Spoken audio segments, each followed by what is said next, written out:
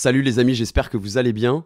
Pour celles et ceux qui ne connaissent pas encore le podcast Dans la boîte à gants, c'est avant tout un format 100% audio, ce qui vous permet de le consommer en toutes circonstances, en faisant la cuisine, en courant, en voiture, peu importe. Il est disponible sur différentes plateformes comme Apple Podcast, Spotify, Deezer et bien d'autres, le tout bien évidemment gratuit. Vous pouvez aussi découvrir les coulisses du podcast sur Instagram, @dbg_podcast. Et sur ce, je vous souhaite un bon épisode. Salut Seb. Hello, comment ça va? Je suis ravi de t'accueillir dans la boîte à gants. Mais il faut surtout remercier l'équipe de Port Genève parce qu'on est dans un cadre incroyable. Ah, là, c'est dingue. On est chez le Classic Center là, à Genève, chez Porsche, avec une voiture assez spéciale derrière nous, une 917. Une merveille. Une vraie. Je crois qu'il y en a 5 ou 6 au monde. Enfin, c'est juste complètement. Ouais, c'est un truc de dingue. C'est inestimable. Et oui, elle est juste derrière nous. C'est fou. C'est fou. Parce que moi, j'ai regardé un petit peu tes podcasts aussi et tu m'as envoyé un petit texto en mode « T'aurais un lieu où on pourrait filmer ?» Et Port Genève, à chaque fois que je suis dans le coin, je passe ici. C'est un peu comme la deuxième maison quand je suis à Genève. Donc, j'ai envoyé un petit texto. Ils nous ont organisé ça. Et franchement, je ne m'attendais pas qu'on soit aussi bien accueillis avec une 917. Ils ont sorti le gros lot. On peut pas faire mieux. Et je vais même te dire que par rapport à tous les épisodes que j'ai pu faire, là, tu as tué le game. Ah ouais? Ah ouais, c'est pas moi. C'est Porsche qui ont géré. Merci à Maëva et à Pauline d'ailleurs, en particulier, qui sont occupées de tout ça, qui ont géré tout le truc. Et d'avoir rendu cet épisode possible. Parce que vraiment, c'est trop cool. Moi, ça me fait plaisir. Est-ce que tu peux te présenter en 2 mots pour les gens qui n'ont pas encore compris qui tu étais? Sébastien Delaney, YouTuber, anglais-français, automobile. Je crois que c'est la manière la plus facile de me présenter. Et j'ai fait ça depuis très très longtemps. Et je suis un énorme fan des bagnoles, quoi. Comme toi. Ouais, ça c'est clairement notre point commun et c'est le point commun de tous mes invités. Comment s'est construit cette passion pour toi? Parce que je sais que tu as grandi à la Turbie. Oui, la Turbie qui est à 10-15 minutes de Monaco. Pour ceux qui ne connaissent pas, au-dessus, tu sais, quand tu vas à Monaco, tu as les grosses montagnes derrière, c'est juste en haut de ça. C'est là où tu as les belles routes en fait. Finalement. Ouais, les belles routes sont là-bas. Et comment m'est venue cette passion? C'est dur de... Comme c'est un truc que j'ai toujours eu un petit peu, je me rappelle plus trop de ne jamais avoir eu cette passion. Mais je crois, parce que c'est pas comme si j'avais mon père qui était à fond dans les voitures ou ma mère qui était à fond dans les voitures. Je crois que ça vient plutôt de mon grand-père aimait bien les voitures. Il avait pas de voiture en particulier, il avait une Saab. Tu te rappelles de Saab? J'adore Saab. D'ailleurs, c'est une marque qui a disparu. Ouais, une marque qui a disparu. Puis c'était un des premiers à avoir une Prius quand elle est sortie, les hybrides. Il adorait la technologie et tout ça. Et il a eu ce qui était pour moi l'équivalent d'une Pagani, c'était une Morgan à un moment. Et donc la Morgan, c'est je crois la voiture qui m'a vraiment donné la passion des voitures, mais surtout il avait tout le temps des magazines un peu comme ce qu'on a là, partout dans sa maison. Donc c'est ton grand-père britannique? Grand-père britannique, t'es franco-américo-britannique? Ouais. Et donc oui, c'est la culture. Morgan, c'est une marque britannique pour nos auditeurs. Exact. Donc la culture aussi de la légèreté. Ouais. D'ailleurs, on y reviendra sur ton parcours automobile, mais t'en as eu dans la même lignée. Ouais. Et donc, ces premiers souvenirs, ils datent de quand? T'es vraiment tout petit? Ouais, je suis vraiment tout petit. Ouais, je sais pas, 5-6 ans, quelque chose comme ça. Je me rappelle quand je commençais à lire, il me donnait des magazines auto, mon grand-père. Et petit à petit, apparemment, moi je m'en souviens pas, apparemment j'aimais bien les avions quand j'étais petit. Je jouais beaucoup avec les petits avions. Et après...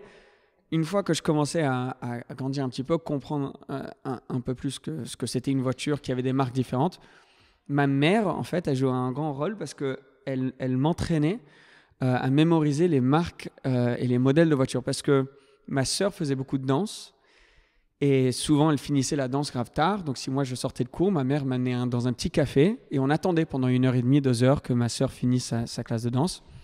Et pour faire travailler ma mémoire, elle me disait, OK, tu vas me dire chaque marque de chaque voiture qui passe. Donc, on se mettait à côté de la fenêtre. Et donc, je me mettais là au début. J'en avais une sur 3, puis une sur 2. Puis, j'avais toutes les marques. Puis, je me suis dit, vas-y, on commence les modèles. Puis, les dérivés de modèles. Puis, l'année de la voiture. Et en fait, petit à petit, je connaissais toutes les voitures qui passaient. Donc, en fait, ta mère y a vu un subterfuge. Ouais. L'automobile, c'était juste une excuse pour te faire travailler, quoi. Voilà. Et je la remercie. Je crois que sans faire exprès, elle a déclenché ce monstre, quoi.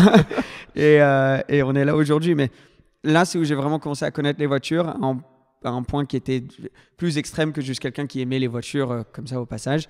Et ensuite, je suis resté là-dedans depuis quoi. Parce que ton père et ta mère ne travaillent pas du tout dans l'automobile. Ton Non. père travaille dans le tennis, c'est ça? Mon père travaillait dans le tennis. Maintenant, il est dans le marketing pour une marque de montres. Mais toute mon enfance, il travaillait dans le tennis. Donc, pour l'ATP, une société... Enfin, c'est comme le classement, Ouais, finalement. voilà, le classement. Donc, il était du côté des tournois et le côté un peu plus technique du tennis, quoi. Donc, je jouais au tennis quand j'étais jeune. D'ailleurs, moi, ce que j'avais vraiment envie de faire, c'était le kart et la course, parce que j'étais piqué de voiture. Mais c'est tellement cher. C'est un truc de Tu n'as malade. jamais fait du tout de kart? Si, j'en ai fait, mais quand c'est arrivé au point où c'était OK, tu peux prendre la prochaine étape, c'était trop cher. Je crois que donc quelqu'un était venu me voir et ensuite a pris une réunion avec mes parents en mode, je crois que j'avais 11 ans, 10 ans, 11 ans. Et il a dit, écoutez, j'ai envie d'entraîner votre fils et de faire une saison de cartes avec votre fils. Il y aurait peut-être quelque chose à faire. Je ne sais pas si j'étais bon ou pas. Moi, j'étais trop jeune pour réaliser. Tu avais quel âge à ce moment-là? 10, 11 ans quand même, j'étais jeune. Donc c'est la même période finalement, quoi. Ouais, c'est à peu près la même période. Parce que tous mes anniversaires, mon père m'amenait faire du kart. Et c'était pendant mon anniversaire que ce gars qui bossait au circuit m'a vu et allait voir mes parents, en gros. Mais c'était, je me rappelle plus combien c'était, mais je sais pas, 30 000 € l'année, quelque chose comme ça pour faire du kart. Tu peux être sûr que c'est encore plus important maintenant, parce que ça fait. Ouais, maintenant ça doit être encore plus, tu vois. Et quand ton gosse il a 10 ans, 11 ans, et juste il pouvait pas se le permettre, quoi. Donc je l'ai pas fait. Et je faisais beaucoup plus de tennis, du coup, parce que mon père travaillait là-dedans. Lui, il aimait beaucoup le tennis. Mais moi, ma vraie passion, en fait, c'était dans le kart et dans l'automobile. Ouais, le tennis, c'était vraiment un hobby à côté. Oui, c'était un hobby que je faisais histoire de faire du sport aussi, quoi. Et comment ton virus s'est aggravé? Parce que là, on va dire que c'est encore raisonnable. Ouais. Là, c'est encore raisonnable. Ensuite, ça, c'est le moment où ça commençait à être un peu intense. C'est quand j'ai envoyé des photos et des vidéos donc à mes cousins ou à mes amis en Angleterre et à mon grand-père. Et pour faire ça, je devais les mettre sur YouTube parce qu'il n'y avait pas WeTransfer, il n'y avait pas Dropbox, tout ça. La seule manière que moi je voyais d'envoyer une vidéo qui était un petit peu lourde à mon grand-père, c'était sur YouTube. Donc là, pour resituer, tu avais déjà commencé le car spotting, parce que en quelque sorte. Tu savais pas que ça s'appelait comme ça, mais t'en Ouais. faisais. Ouais. Tu prenais en photo des voitures. Exact. Il y avait aussi la petite négociation que tu avais eue avec tes parents pour qu'ils viennent te chercher à l'école en retard. Ouais. Donc ça, c'est fun. En fait, ok, donc au début, ça commençait juste si un dimanche, on allait à Monaco avec mes parents pour je sais pas, pour manger, pour quelque chose, comme on était à un quart d'heure. Je voyais des voitures, je prenais des photos, des vidéos. Je les envoyais. Puis, petit à petit, je commençais à demander à mes parents, est-ce qu'on peut aller à Monaco pour voir ça? Puis, pendant 2 ans, je suis allé en cours à Monaco. Donc, j'étais au collège. Donc, tu as 13 ans, 12-13 ans. Ouais. Et j'allais en cours à Monaco. Et comme ma sœur avait encore ses cours de danse, où elle finissait les cours plus tard, je demandais à mes parents, écoutez, au lieu de venir me chercher, est-ce que vous pouvez me laisser aller voir des voitures pour voir si j'ai des trucs cool que je pourrais spotter pour envoyer à mon grand-père ou à mettre sur YouTube? Donc, faites exprès de m'oublier finalement, quoi. Faites exprès de m'oublier. Pareil, ils ont vu ça comme une manière de motivation un peu. Donc, ils se sont dit, OK, tu sais quoi, si tu as une bonne note, on te donne 1 heure. Si tu as un 18, on te donne 1h30. Si tu as un 16, on te donne 1 heure, etc. Et donc, je commençais à travailler pour pouvoir aller faire du car spotting. Et le terme car spotting n'existait pas encore. Donc, c'est là où vraiment j'ai été super piqué parce qu'après, il y avait un peu, même ce côté compétitif avec moi-même, où si je voyais une Ferrari 430 un jour, le jour d'après, j'étais en mode j'ai envie de voir une Scuderia, tu vois, parce que et après maintenant j'ai envie de voir une 16e et check ainsi the box, de suite. Ouais, voilà, t'as envie de check the box. Et après je faisais ça tous les jours, vraiment tous les jours. Et quand je pouvais, je disais à mes parents que je dormais chez un ami des fois, et pas du tout. J'allais chez personne, je restais toute la nuit en dehors des boîtes de nuit pour essayer de spotter les voitures. Donc, et après, j'avais un ami qui faisait ça aussi un petit peu. Et lui, il disait à ses parents qu'il dormait chez moi. Moi, je disais à mes parents. Et j'ai toujours pas dit ça à mes parents. Ils vont peut-être regarder ça et se dire. Ouais, ils vont se dire, ah le bâtard. Mais ouais, donc lui, on se disait ça. Et en fait, on allait faire du car spotting. Donc, et donc, il y a eu très vite la notion de partage. Partager ça avec justement ton grand-père fan d'anglaise. Ouais. Et avec toute ta famille, tes amis aussi. Ouais. Et c'est là où intervient la notion YouTube. C'est là où intervient la notion YouTube. Parce que comme jusqu'à cet âge-là, je ne voyais pas beaucoup de supercars. Jusqu'à 10-11 ans, je ne les voyais pas beaucoup. C'était seulement quand j'allais à Monaco. Quand je les voyais, j'avais tellement envie de partager ça. Parce que t'envoyer une cool, super. Si tu as un frère ou quelqu'un à la maison à qui tu peux rentrer et lui raconter, trop cool. Mais moi, je n'avais pas ça. Enfin, à la maison, il n'y avait pas trop de monde qui était intéressé là-dedans. Donc, c'était vraiment, il faut que je le filme pour pouvoir partager ça avec d'autres gens qui kiffent ça, quoi. Tu sais que c'est souvent le problème, c'est que pour avoir interviewé plein de personnes différentes, souvent, on a du mal à trouver quelqu'un avec qui partager cette passion. Il en existe plein d'autres de personnes, mais ils ne sont pas forcément dans ton cercle proche. C'est ça. C'est ça. Le fait justement de trouver un moyen de t'ouvrir à ces autres personnes. Tu trouves une deuxième vie, en quelque sorte, parce que tu trouves une manière de vivre ta passion avec des gens qui ont la même passion, quoi. Et YouTube, ça a ouvert tellement de portes, parce qu'au début, au début de YouTube, c'était vraiment magnifique, parce que maintenant, il y a des gens qui tombent sur les vidéos, quoi, qui ne sont pas nécessairement 100% passionnés, mais là, pour trouver les vidéos automobiles sur YouTube en 2012, 2010, tout ça, fallait s'y connaître, quoi. Fallait être pointu. Donc, fallait être pointu. Donc non, c'était vrai, c'est toujours incroyable, mais c'est vrai que j'ai des super. Comment tu as commencé à filmer? Tu filmes avec quoi? Que tu t'achètes un petit appareil? J'avais un iPod Touch. Okay. Je me rappelle, c'était, tu sais, quand tu combines cadeau anniversaire et cadeau Noël, j'ai eu ça et j'avais un iPod Touch avec la plus petite mémoire, ouais. Et j'utilisais ça, mais bon, je filmais 2-3 trucs dessus et j'avais plus de place. Donc à chaque fois, je devais enlever, mettre sur YouTube, puis retourner. Et des fois, je devais même faire ça limite en live. J'allais dans un restaurant, quoi, je mettais la Wi-Fi, je mettais sur YouTube, je délite la vidéo et après je ressortais filmer d'autres trucs. Donc j'ai commencé avec ça et ainsi de suite. Après, j'ai pris d'autres caméras. Et très vite, tu as fait les rencontres un peu de tous ces premiers car spotters qui sont maintenant très connus, surtout UK. Ouais. Ça arrive au bout de combien de temps, ces rencontres-là? Alors, le premier que les gens vont connaître maintenant, c'est Shmee 150. Ouais. Ça n'a pas pris longtemps. Pareil, je devais avoir, je sais pas, 13 ans, quelque chose comme ça. Pour mettre dans le contexte, tu es ultra jeune. Ouais, j'étais jeune. Donc, moi, j'avais commencé à Monaco. Il y avait Alex Molik qui avait commencé à Paris, Shmee 150 et Supercars of London à Londres. C'est tout. Il n'y avait pas grand-chose d'autre. Et Shmee, donc Tim, était descendu une fois à Monaco et on s'était parlé. Lui, il avait vu mes trucs, moi, j'avais vu ses trucs. Sachant qu'il avait plus ou moins 15 ans de plus que toi, quoi. Ouais, mais tu sais que moi, maintenant, je réalise ça. Je me dis quand même, le gars, il est venu à Monaco, il traînait avec quelqu'un de 13 ans, tu vois, à spotter des voitures, mais bref. Ça. Et ouais, on s'est vu sur Monaco et justement, c'était en mode, pour une fois, on a quelqu'un qui a cette même passion que nous. Donc, on allait spotter les voitures. Lui, il était beaucoup plus évolué, tu vois, il avait déjà sa voiture, il avait une Aston, il avait sa société d'avant.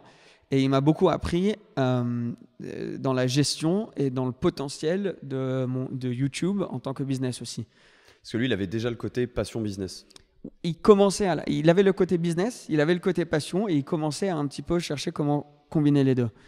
Et moi, j'avais le côté passion, mais j'avais 13 ans, j'avais pas encore le côté normal. Business, quoi. Ouais. Et après, j'ai rencontré donc Supercars of London, Alex Molik, que j'adore, qui est vraiment juste un pur et dur car spotter, quoi. Et après, on a créé un petit peu cette brotherhood, je sais pas comment on dit, mais vraiment une amitié, la fraternité. Et après, il y en a eu d'autres qui nous ont rejoints. Il y a eu Scene to Glass, Mr. JW, Sam, ouais. Et c'était incroyable, vraiment, cette période, parce qu'on ne savait pas ce qu'on était en train de faire et c'était tellement naturel. C'était juste, on était là pour les caisses et c'est tout. Je me rappelle, si on voyait une Koenigsegg, il y a une fois où j'ai attendu en dehors d'une boîte jusqu'à 5h du matin. Enfin, la Koenigsegg est arrivée à 1h du mat. On est arrivé juste après qu'elle arrive. Donc, on ne l'a pas entendu. Et dans les vidéos, on voulait avoir le son et je voulais entendre le son. Et à travers un ami qui était dans la boîte, il a trouvé le propriétaire pour lui demander quand il allait sortir. Il a dit, ouais, vers 5h. On est resté jusqu'à 5h du matin, juste pour entendre le bruit. Puis le propriétaire te donnait un rêve. Le fait qu'il te donnait un rêve, c'était le meilleur truc qui s'était passé pendant tout le mois. C'était incroyable. Et vraiment, on a eu des bons moments tous ensemble. Et comment tu t'es rendu compte qu'il y avait un potentiel engouement sur YouTube? Parce qu'au début, si on revient à la base, c'est pour tes amis, ta famille. Donc, tu as 10 vues, 15 vues, 20 vues. Est-ce que tu te rends compte que finalement, il y a trop de gens pour que ce soit que ta famille, c'est ça? C'est quand on commençait tous à un peu... Je crois qu'au début, c'était quand on commençait à traîner ensemble. Donc d'un coup, les gens qui regardaient les vidéos de Shmee regardaient mes vidéos. Et vice-versa. Et donc, au bout d'un moment, au lieu de 10 personnes, j'avais 100, 150 personnes qui regardaient les vidéos. Et je me rappelle la barre des 100, c'était comme la barre des 100 000 maintenant. Si tu avais une vidéo qui passait 100 vues, j'étais en mode, ah, putain, elle a eu 100 vues, truc de malade. Et petit à petit, ça montait. Et là, tu commences à réaliser que ce n'est pas les gens dans ton cercle. C'est des gens en dehors qui regardent. Et après, ça a augmenté petit à petit. Et pour moi, un moment que j'oublierai jamais, c'est une société qui m'a contacté, qui voulait me donner une casquette. Qui m'ont dit, écoute, on te donne une casquette gratuitement. Dingue. Parce que, tu sais, à 14 ans, si tu arrivais à mettre de l'argent de côté pour t'acheter des habits, c'était trop cool. Tu rentrais chez toi, tu étais en mode, ouais, regardez, c'est moi qui ai acheté mes propres habits, etc. Donc, quelqu'un me dit, on va te donner une casquette gratuite. Trop cool. Mais aussi, j'avais pensé, et Shmi et Paul et tout m'ont dit, ouais, mais tu réalises, si tu montes tes vues, ça va plus être une casquette gratuite. Ils vont te payer 10 euros, 20 euros, 30 euros. Ouais, vous aviez déjà cette vision-là. Pour mettre la casquette. Et du coup, c'est là où on a commencé à plus faire des vidéos et à commencer à peut-être un peu plus analyser comment on faisait nos vidéos. Donc, qu'est-ce que l'audience aime voir? Est-ce qu'ils aiment voir les revs? Ça marche super bien si on met des revs. Donc, faut qu'on ait des vidéos avec le démarrage de la voiture. C'était des trucs simples à la base. Puis c'était peut-être la miniature, c'est important. Peut-être que le titre, parce qu'avant, je mettais la vidéo avec, tu sais, image 3, 6, 8. Il n'y avait aucun titre. Tu changeais rien du tout. Ouais, je la mettais, aucun montage, rien du tout. Et là, on commençait un petit peu à faire des montages. Fallait acheter Final Cut Pro. Ça, je m'en rappelle, ça c'était est-ce que c'est 300 euros, un truc du genre, Final Cut? Ouais, je crois que c'est ça. Ouais. Donc j'ai fait iMovie pendant peut-être. peut-être. Aussi, mais iMovie, c'est vite limité, quoi. Ouais, mais j'ai dû faire 4 ans sur iMovie. Et après, au bout d'un moment, j'avais l'impression que je devenais Scorsese, tu vois. J'étais en mode, ok, je vais prendre Final Cut Pro, c'est bon. Je vais faire des films hollywoodiens. Et non, mais ça, c'était cool aussi. Mais ouais, petit à petit, on a pu augmenter sur YouTube. Mais après, est-ce qu'il n'y a pas aussi un fait dans ta vie qui fait que le rythme va changer? C'est-à-dire que tu quittes Monaco, tu vas en internat au Royaume-Uni.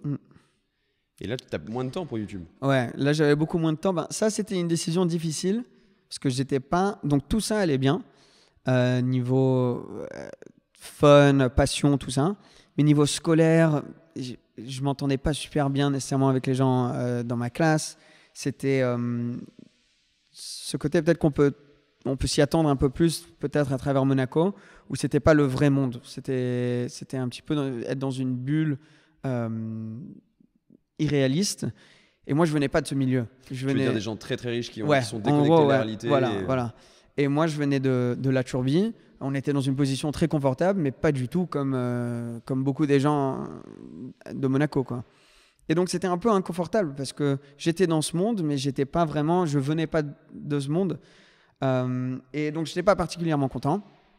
J'ai trouvé, à travers un ami, une école au Pays de Galles qui était complètement l'inverse. Donc, c'est 300 étudiants, 92 nationalités. Tout le monde avait le même budget quand ils allaient à l'école. Il y avait un truc qui s'appelait EDW, Excessive Display of Wealth. Donc, par exemple, tu ne pouvais pas aller dans les endroits communs avec un MacBook parce qu'il y en a qui ne peuvent pas se payer le MacBook et tu n'as pas envie de le mettre devant leurs yeux. Et il fallait faire du, je ne sais pas comment on dit, mais community service. Ouais, donc, c'est du... ils appellent ça... Ah, tu vois, toi aussi, tu as un trou. Bon, en fait, il fallait aider... d'intérêt généraux. Ouais, voilà. Donc, je devais travailler sur la plage, des trucs comme ça. Et juste, la mentalité de l'école, j'aimais beaucoup. Et donc, j'y suis allé. Mais du coup, c'était au Pays de Galles, c'est pas à Monaco pour les supercars, tu vois. Donc, il y avait plus de moutons que d'humains dans la zone où on était. T'étais loin de Cardiff parce que j'ai vécu un an à Cardiff. Ouais, c'est vrai, tu m'avais dit. Mais c'était à 45 minutes. Ouais, donc tu voyais pas de supercar du tout. Parce qu'encore à Cardiff, tu vois, j'en ai vu quelques-unes. Après les joueurs de foot, hein, forcément. Oui, ouais. Mais non, t'en as pas des masses, c'est clair. Ouais, non, il y avait zéro voiture. Et donc c'était difficile parce que du coup, enfin, moi j'ai adoré. C'est 2 des meilleures années de ma vie. J'ai des très bons potes qui sont venus là-bas. Ça m'a aidé à me développer en tant que personne en dehors de tout ce qui est business, etc. Mais du coup, c'était intense parce que mes vacances, c'était pas des vacances. Parce qu'en vrai, c'était pas encore un business, mais j'avais ce projet, disons, sur le côté. Et ma seule opportunité de bosser dessus, c'était les vacances. Donc, si je rentrais 2 semaines à la maison, je faisais 14 jours d'affilée où je filmais. Et j'essayais de filmer 5 vidéos par jour. Et comme ça, quand je rentrais à l'école, en dehors des heures scolaires, je pouvais monter toutes ces vidéos que j'avais filmées pendant les 2 semaines. Du stock avant que tu puisses retourner à Monaco. Voilà. Et tous les voyages scolaires, sais, ils sont en option, ils font des voyages scolaires, tu peux y aller ou pas. J'y allais pas et j'allais au salon de Genève. J'essayais d'aller à des salons auto, etc. Et à me développer. Là, je crois que je t'avais raconté une petite histoire. J'allais au salon pour essayer de travailler. Donc, je m'étais dit que YouTube, c'était cool, mais à cette période-là, on ne gagnait pas énormément. Donc là, tu as 15-16 ans, quelque chose comme ça. 15-16 ans. YouTube, tu pouvais gagner un petit peu, mais pas encore énormément à cette période-là. En tout cas, pas moi. Il y a Schmitt, tout ça, qui pouvaient le faire plein temps. Et moi, je les voyais. C'était mes potes. Ils faisaient tous les jours des nouvelles vidéos. Je voyais que ça marchait pour eux. Mais je me disais, peut-être pour bien gagner ma vie et pouvoir le faire dans ce milieu, parce qu'à cet âge-là, tu sais, as tout le monde qui te dit, surtout quand YouTube, c'était pas encore grand, bah non, faut pas que tu ailles sur YouTube, sois un avocat, c'était pas un vrai métier encore à ce moment-là. Yeah, c'était pas tu vois, c'est comme podcasteur maintenant. Ouais, bah, un petit peu peut-être, mais et moi, je voulais pousser pour montrer, non, ma passion, c'est les voitures, je me débrouillerai. On m'avait dit que la meilleure manière de gagner sa vie avec les voitures, c'était les ventes de voitures. Donc, je voulais être vendeur de voitures, mais très difficile dans ce milieu-là de se mettre dedans. Donc, j'allais au salon de Genève. J'avais beaucoup de chance parce que mon père devait aller au salon de Genève pour du travail, donc il avait une chambre d'hôtel. Parce que ceux qui connaissent Genève pendant le salon, c'est super, super cher pour les chambres d'hôtel. Donc, je dormais soit dans le lit avec mon père ou une année sur un petit canapé à côté du lit avec lui. J'avais un petit costard, le moins cher que j'avais pu trouver, que je mettais tous les matins. Et j'allais tous les matins, premier truc au salon, et je demandais à tous les stands, est-ce que je peux gratuitement me mettre sur le stand et regarder comment vous vendez et peut-être essayer de parler aux clients. Donc, s'il y a des clients que vous pensez ne sont pas sérieux, vous ne voulez pas perdre de temps avec, est-ce que je peux aller leur parler et leur montrer la voiture? Comme ça, je vais apprendre les notions de comment vendre une voiture. Le tuner Porsche m'ont dit, écoute, viens si tu veux. Tu parles de Gembala, c'est ça? Oui, pardon, Gembala, voilà, de Porsche. Il me disait, écoute, viens si tu viens un jour, super, 2 jours, pas de souci, mais ils s'en foutaient, ils ne me payaient pas, viens quand tu veux. Donc, j'y suis allé les 2 semaines du salon et tous les jours, j'essayais d'apprendre comment spotter un client. Comment il est habillé, la manière qu'il parlait, est-ce qu'il parlait d'autres voitures, comment lui vendre, comment déterminer quelle voiture lui irait bien, etc. Et j'ai fait ça et petit à petit, j'ai appris peut-être un petit peu ces notions. Et je crois que c'était un truc cool aussi pour ma famille qui ont vu, ah oui, il est quand même assez déterminé, c'est ce qu'il veut faire, quoi. Et ça m'a aidé, c'est sûr, beaucoup dans le futur de faire ça, quoi. Et là, par la suite, donc, tu rentres du Pays de Galles. Ouais. Tu rentres à la Turbie? Non, je vais à l'université. Okay. Donc, moi, je voulais pas particulièrement y aller parce que j'avais cette passion et je commençais à voir tous mes potes avoir un peu de succès sur YouTube. Et peut-être comme les podcasts maintenant, je me disais, ça va être... Dans l'avenir, ça va être... Ouais, voilà. Mais l'université, c'est 4 ans.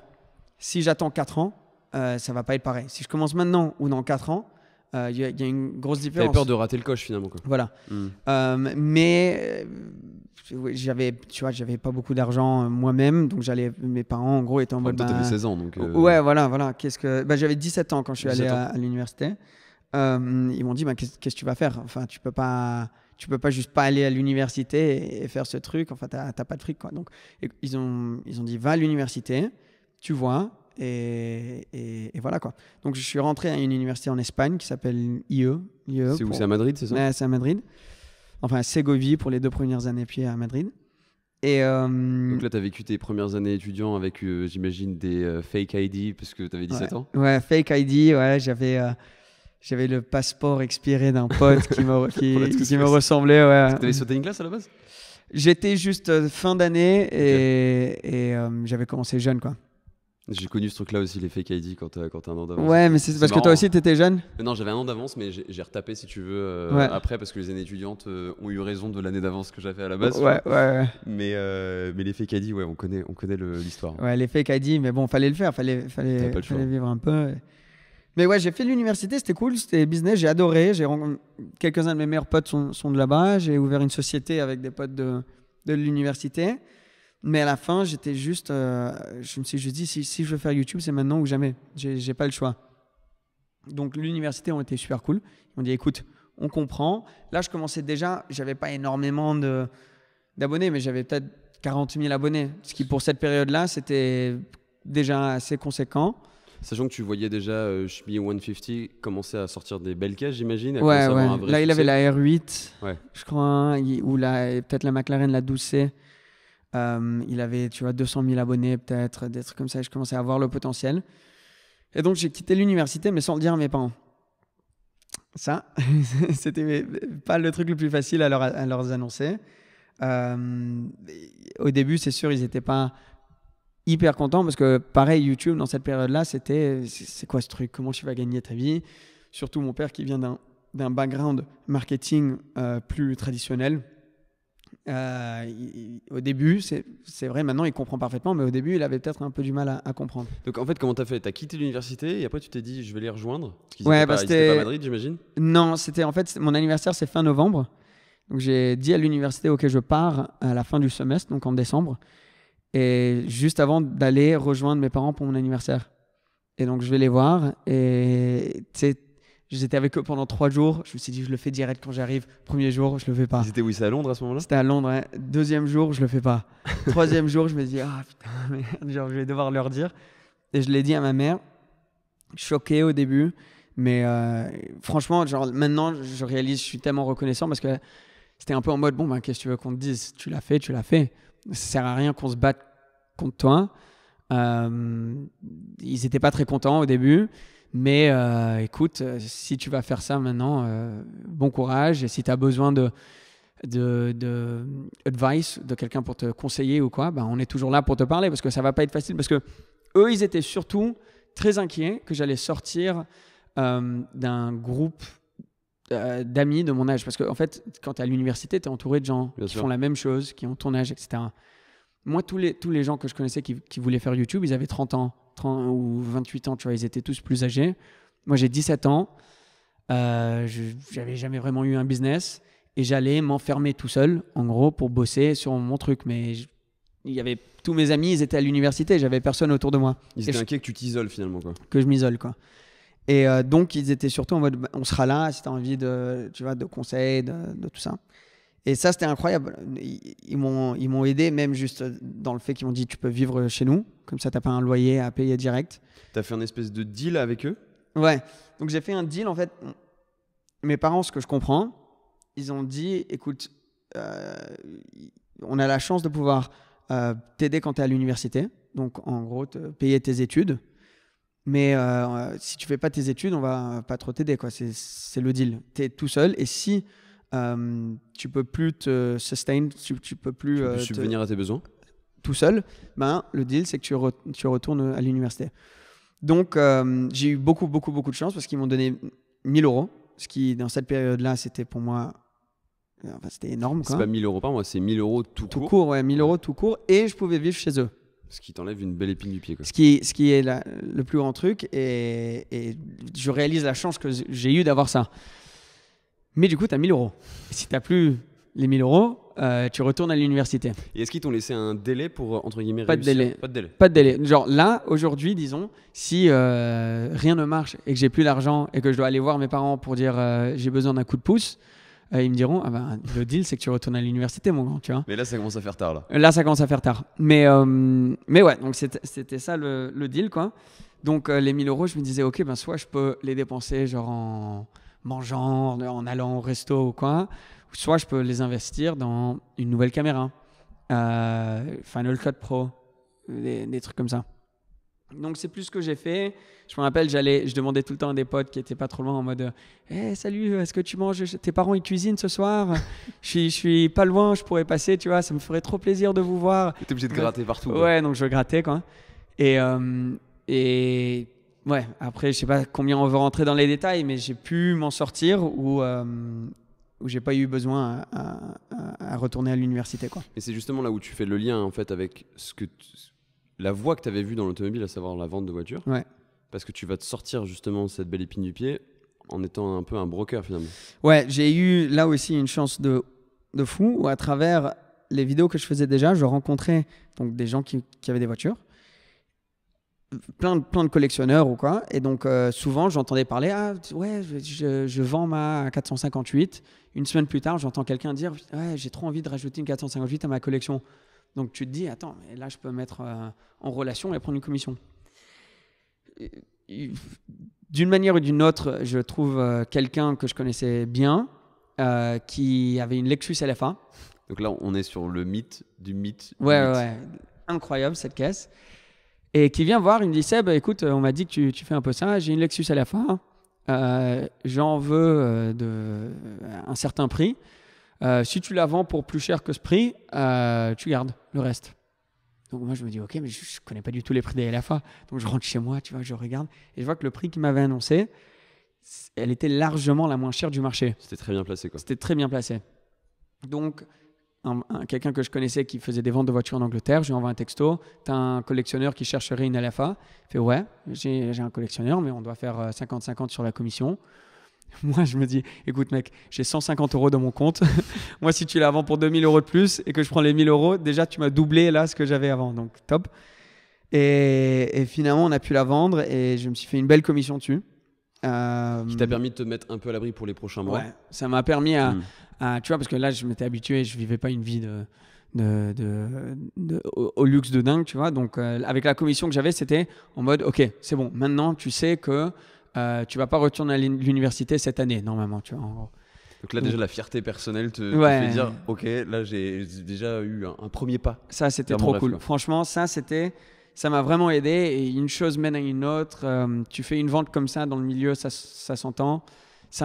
Après, YouTube a commencé à apprendre un peu plus parce que je pouvais... Ok, il y a une voiture de dingue à filmer à Paris, tu vois, par exemple. Avant, je pouvais pas prendre le billet pour aller à Paris. Maintenant, ok, c'est bon, je peux mettre les 200 € aller-retour pour aller à Paris pour filmer la voiture. Donc, mon YouTube a pris. J'allais à Londres, je faisais des voyages. Tu pouvais vraiment investir sur ton projet sans faire n'importe quoi, mais tu pouvais te dire ok, un projet va me coûter tant, mais je sais que j'aurai un retour sur investissement là-dessus, donc ça vaut le coup. Ouais, exact. Et en même temps, Shmi, ça commençait à bien marcher. Lui m'a beaucoup aidé parce qu'il m'a dit écoute Seb, viens avec moi. Je sais pas si c'est un peu comme ce que tu vois avec un chanteur, tu vois, qui dit à un autre chanteur genre viens en tournée avec moi et tu t'ouvres le spectacle, tu vois un peu. T'étais là, première partie quoi. Ouais, donc il me disait viens, je fais un road trip. Il avait une 650S. Ouais, ça commençait déjà à causer. Hein. Ouais, là il commençait déjà à être dans des trucs lourds. Viens avec moi, on va faire un tour de l'Europe. Et on était un groupe de potes, c'était incroyable. On faisait des vidéos, là je faisais quasi du daily vlogging. En même temps, je montais les vidéos de Shmi. Donc lui m'avait dit la seule. Ouais, tu faisais l'editing pour. La condition en gros de venir, c'est que tu m'aides avec les montages. Donc lui les faisait, mais donc du coup je faisais ses vidéos. Quand j'avais fini ses vidéos, je faisais mes vidéos. Et j'avais pas encore vraiment le permis. Donc parce que le permis je l'ai eu à 18 ans. Là on est toujours vers là quoi. Et on t'a jamais prêté le volant quand même avant que tu aies le permis, juste pour tester un petit peu? Si, une ou deux fois. Ouais. Une ou deux fois. Il y a eu une fois, bon ça c'est une histoire, je peux la raconter maintenant, mais une fois j'étais aux États-Unis avec un ami, on était dans une Camaro, il me dit vas-y prends le volant, j'avais pas le permis, prends le volant, je prends le volant, je suis en train de conduire comme ça, d'un coup voiture de flic derrière. Mais non. Ouais, panique. Donc il me dit écoute sois calme, mets ton clignot, prends la prochaine sortie, c'est pas grave, c'est une voiture de flic. Le mec serein quoi. Ouais, c'est pas grave. Bref, je l'ai fait, je me suis arrêté, ils nous ont jamais eu. Mais bref. Donc là, je commençais à faire des road trips et là, ça a gravé des monts YouTube. J'étais avec Shmi, je postais beaucoup de vidéos dans des situations quand même dingues et ça a un peu changé tout pour moi, quoi. Et est-ce que c'est à ce moment-là que tu fais ce fameux voyage à New York? Ouais, donc tu sais, tout ça devient un petit peu... C'est flou, ouais. Ouais, ça devient un petit peu flou. Après, c'est pas grave, mais c'est pas parfaite. Donc c'était l'été de mes 19 ans, il me semble. 18-19 ans. En fait, l'histoire, c'est que je vais à New York parce que mon père travaillait à l'ATP. Il y a le US Open tous les ans. Donc, il avait un hôtel gratuit pour le travail. Même concept. Tu as l'opportunité de dormir sur un canapé à New York, tu y vas. Donc, j'y vais. Et un matin, je descends au petit-déj et je rencontre un monsieur qui avait juste sponsorisé l'ATP. Je le rencontre, il était avec ses parents qui étaient assez âgés et il me racontait comme quoi il était deg parce qu'il devait bosser, il ne pouvait pas montrer ses parents à New York. Je lui ai dit écoute, mec, moi c'est bon, moi je fais rien aujourd'hui. Je peux y aller, on prend un taxi, je leur fais le tour de New York. Donc toute la journée, bref. Sachant que tu découvrais New York en même temps. Oui. Donc je m'entends super bien avec eux. Il revient, on commence à parler et lui, il avait une société qui était, en fait, il développait des apps. Donc, il était très branché niveau réseau et tout. Et il commençait à me parler. Et à cette période-là, avoir de l'expérience sur YouTube, Instagram, tout ça, c'était super rare. Et pouvoir comprendre comment ça marchait, c'était encore plus rare, quoi. Donc, je commence à lui parler de comment je manipulais les miniatures pour avoir des couleurs qui matchaient bien dans l'algorithme. Plein de trucs comme ça. Il te dit, ouais, c'est intéressant. À la fin du truc, il me dit, bon, je vais t'offrir un job. J'ai envie que tu viennes bosser pour moi. Je suis là, en mode, attends, wow. Ça, c'est rien à voir avec mon trajet que j'avais un peu devant moi. Il me fait une offre qui était top. C'était un peu comme un stage, mais un stage comme j'ai... Enfin, c'était un truc de malade, quoi. Le gars, il m'a payé mon appartement. C'était bien payé. C'était où aux États-Unis ? À Los Angeles. J'avais un bureau. Trop bizarre. C'était un truc, la société, il devait avoir 150 employés. Il y avait 3 bureaux. Il y avait le CEO, le chairman, et moi, j'avais un bureau. Et après, un le peu reste, l'expert c'était en coworking. quoi. Ouais, mais mec, j'avais 19 ans physiquement, mais j'avais 11 ans et demi dans ma tête, tu vois. Et je me retrouve là. C'était bizarre, mais incroyable comme expérience, parce que j'ai tellement appris. On a développé l'app de baseball, de la MLB.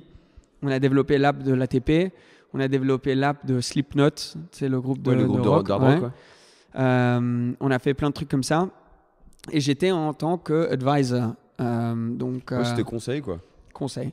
Donc, l'équipe design venait, il disait qu'est-ce que tu penses du design de cette page? C'était je crois que les couleurs, on pourrait mieux, ou la typographie, on pourrait changer, des trucs comme ça. Et donc, mais c'était super fun. Tu te sentais un peu comme un imposteur des fois quand tu... Ouais, énormément. 1, je connaissais personne. 2, je débarquais de l'Europe. 3, je fais jeune maintenant, mais je faisais vraiment jeune à cette période-là.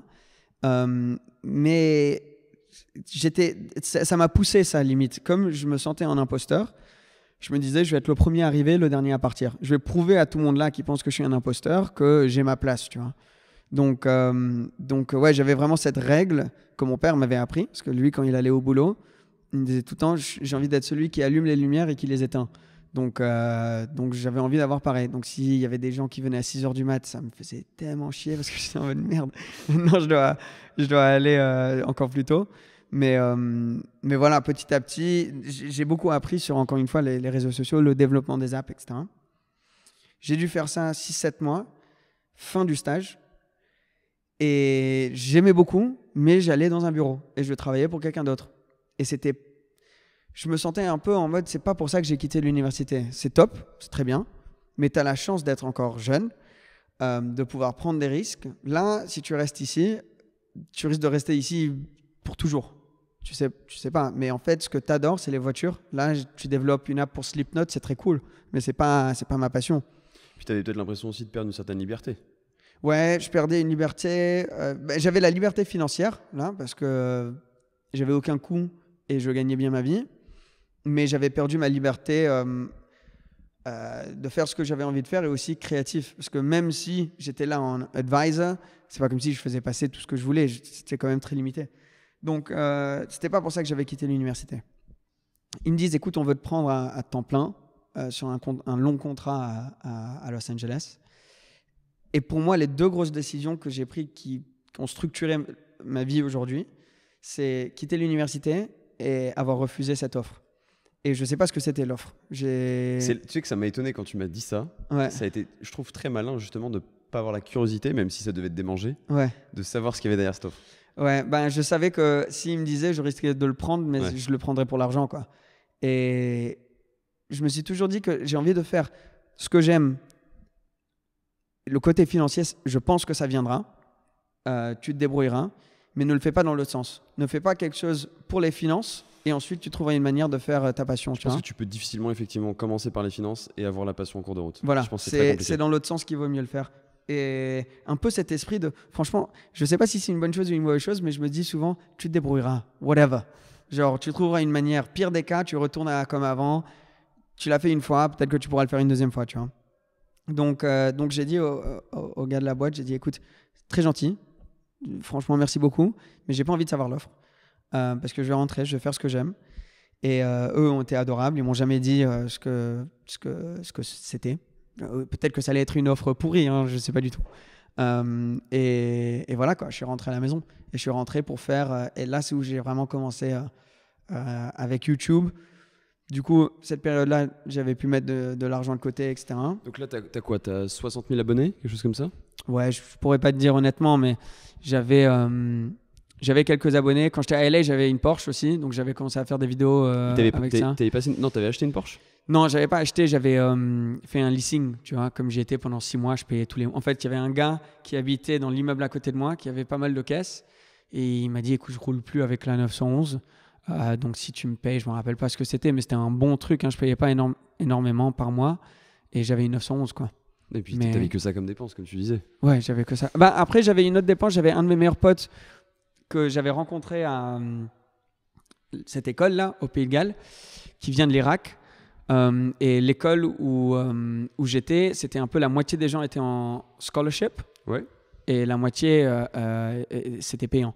Lui, il était en... Scholarship, c'est une bourse, quoi. Une bourse. Lui, il était en bourse. Et son histoire était incroyable. Enfin, le gars donc, il avait grandi à Bagdad. Tu peux imaginer un peu la vie qu'il avait. L'école lui donnait de l'argent pour les habits, tout ça. Nous, entre potes, si on voulait sortir à un bar ou quoi, on se mettait tous d'accord, on aidait Abdullah, etc. Et c'était vraiment devenu comme un frère pour moi. Et il était allé à l'université en sud central des États-Unis, quand moi j'étais allé en Espagne, mais lui, là-bas aux États-Unis, où c'est quand même assez difficile si tu es irakien, quoi. Ouais, il peut y avoir un peu de racisme, etc. Il peut y avoir du racisme. Et c'est très dur aussi pour lui d'avoir ses papiers, ses immigration forms, etc. Donc je l'appelle, moi, quand j'allais aller à LA, et il me dit, écoute, je suis entre... c'est les vacances d'été, mais comme il n'avait pas d'argent, il ne pouvait pas voyager. Donc je suis tout seul là à mon université, je ne peux pas sortir parce que c'est assez raciste. Je n'ai pas trop d'amis. Je dis, écoute, mec, viens. C'est bon, moi j'ai trouvé un travail maintenant, je peux t'aider, je te prends tes billets, viens, tu vis chez moi. Je sais pas, fais à manger une fois par jour et nettoie l'appart et voilà, après on kiffe ensemble. Et donc, pas mal de ce que j'ai gagné, c'est ensuite aller aussi avec lui pour l'aider pour qu'il ait ses papiers. Tu sais, il y a des coûts d'avocat, etc. Ah oui, ça a dû coûter effectivement très cher aux États-Unis. Ouais, c'est voilà. pas une blague. Donc ça, c'était un peu donc j'avais mis un peu de côté. J'avais vie pour moi et pour lui. Donc tu as la vie de deux personnes un peu. Et il y avait ces coûts-là. Donc j'étais revenu quand même avec un peu, mais j'avais dépensé plus là-dessus, quoi. Mais pour moi, c'était une des meilleures expériences de ma vie parce que de lui montrer un petit peu ce monde et de le motiver, j'ai dit, écoute, parce qu'il est extrêmement intelligent, j'ai dit, Douli, regarde, ça, là, il y a un appartement, il y a une belle voiture. Je sais que c'est pas les priorités pour toi, mais ce monde existe. Je l'ai peut-être seulement vu parce que lui, quand il était venu à LA, il a dit, putain, c'est les films. Je fais, ouais, il est là, mais tu t'es mis maintenant, tu es venu de Bagdad, tu es aux États-Unis maintenant, tu t'es mis dans une situation que très peu dans ta position se sont mis. Regarde le potentiel qu'il y a. Et c'était incroyable. Pour moi, c'était un des trucs, de mes trucs préférés, de partager ça avec un pote, quoi. Et il fait quoi maintenant, par curiosité ? Maintenant, il travaille dans un... Donc, il était toujours à fond dans la chimie. Et il travaille dans un laboratoire de chemistry, de chimie. Il a pu gagner sa vie pour sortir sa famille de l'Irak. Il a ramené son frère aux États-Unis. Il s'est acheté une voiture, là, il n'y a pas trop longtemps. Donc, ouais, je suis grave fier de lui parce que ce qu'il a fait, ouais, c'est trop cool. Donc, et ses papiers ont été acceptés. Ça prend... Dis-toi, depuis que j'ai 19 ans, ça a été comme ça a pris 6 ans et maintenant il vient à peine d'avoir une des conférences. Ouais. Donc pour pouvoir voyager, parce que moi j'ai pas pu le voir à moins que je vais aux États-Unis. Et là, normalement, il devrait pouvoir venir me voir là dans le sud. Donc, trop bien. Donc ça c'est trop cool. Bref, génial.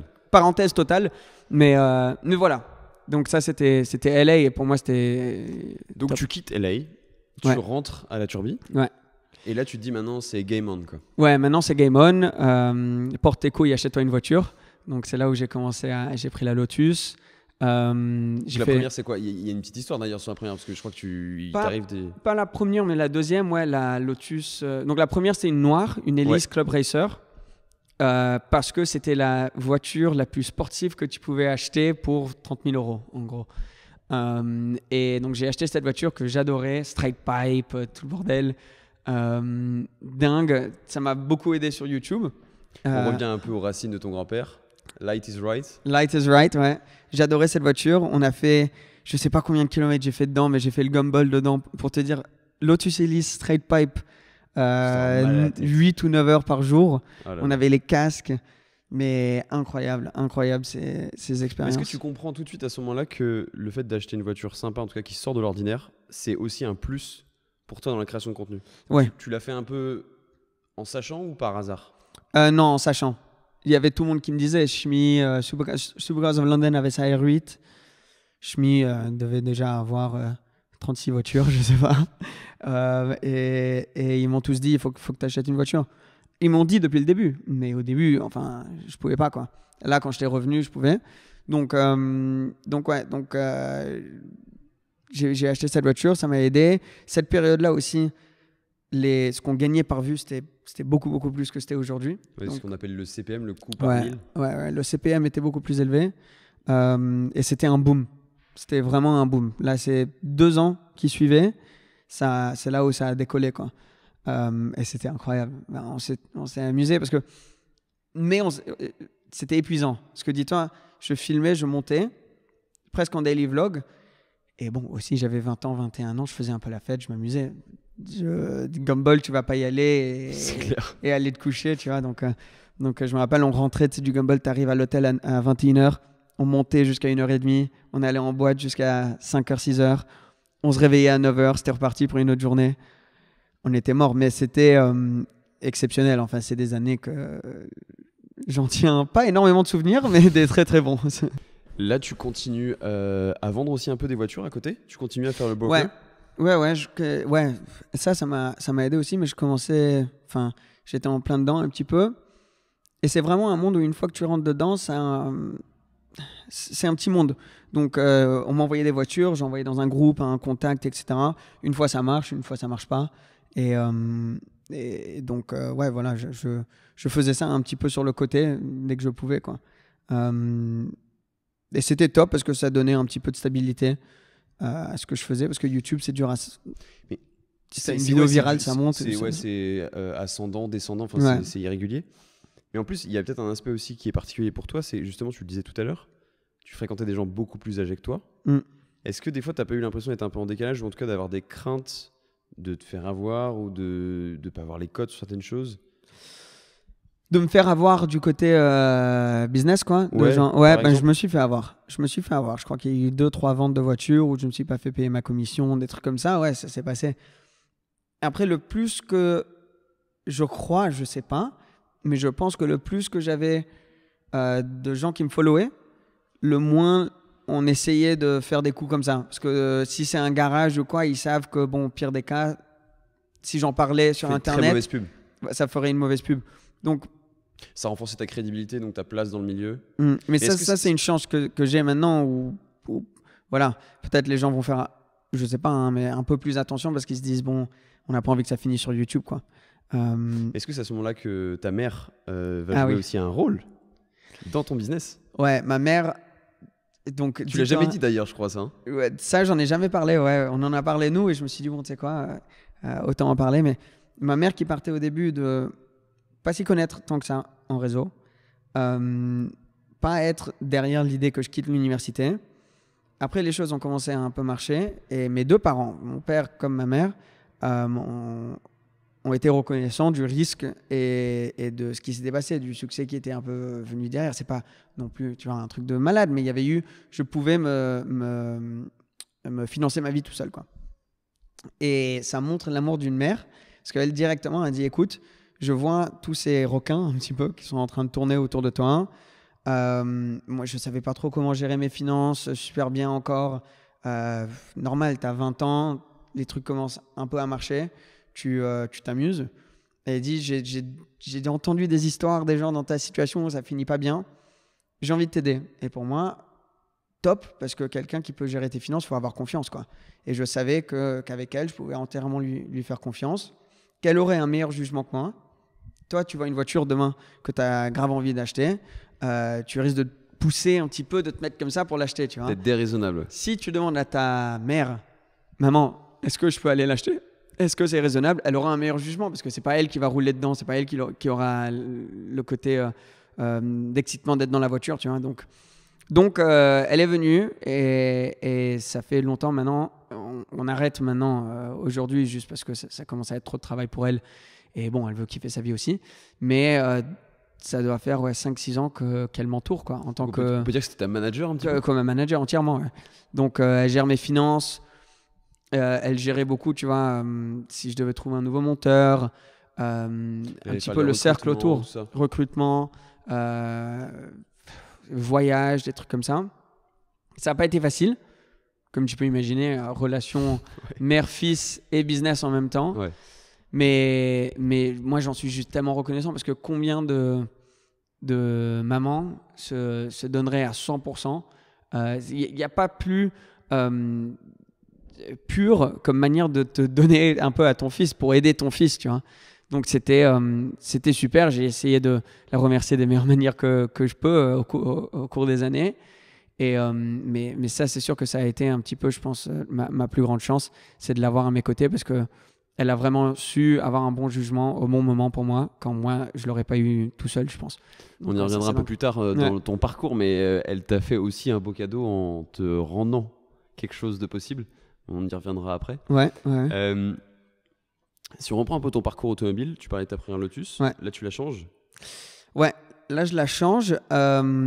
Donc, Lotus commençait à être intéressé par le côté publicitaire d'avoir une Lotus. Donc, ils viennent me voir, ils disent, écoute, on aimerait bien t'aider potentiellement à avoir une nouvelle voiture. Donc ça, est-ce que ta première Lotus, c'est ta deuxième Lotus qui se fait voler, c'est ça? Non, la première se fait voler. C'est la première qui se fait voler. À Paris, c'est ça? À Paris, ouais. Ouais, ça, c'était chaud. C'était une sale histoire, ça. Ça, c'était une sale histoire, ouais. Donc, bref, je montais pour le Gumball, justement. Exact. Donc, on devait aller à Dublin. On part de Monaco. Je suis avec un pote. On part tard de Monaco. Donc, on arrive à Paris à 3h du mat'. On cherche un parking. On s'arrête. On croise des abonnés qui nous disent, écoute, il y a un parking là-bas, nanana. J'arrive à l'entrée du parking et je vois quelqu'un venir vers la voiture. J'étais bloqué devant. Il y avait des trucs devant, sur les côtés.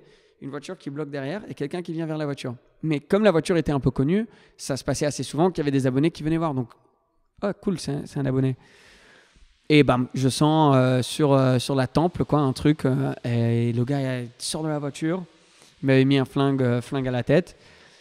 Du coup, tu sors de la voiture. Tu cherches pas à savoir si c'est un vrai ou pas. Je cherche pas à savoir. Je suis sorti et bon, je vais pas rentrer dans tous les détails, mais le gars a volé la voiture, quoi. Tu l'as jamais retrouvé la voiture après? Je l'ai retrouvée 24 heures plus tard. À travers les réseaux, ça a été incroyable. C'était vraiment été, le soutien qu'on a eu là dans les 24 heures, c'était dingue. Et tout ce groupe de frères youtubeurs justement était chez moi, donc enfin chez moi, chez mes parents, parce que j'habitais encore chez mes parents, et eux venaient tous rester. Donc un autre truc, mes parents aussi incroyable pour soutenir. Ils disaient, écoute, tous tes youtubeurs là, fais-les venir à la maison, on sait que c'est bien pour toi de faire des collabs. Donc eux, ils étaient tous chez moi. Je les appelle, je dis les gars, postez tous. On m'a volé ma voiture. Donc en 2 heures, c'était de partout. On a retrouvé la voiture et j'ai pu faire le départ du Gumball avec. Donc j'ai pas loupé le départ du Gumball. Elle est partie direct de Paris au départ. Elle a fait le covering 1 heure avant le départ.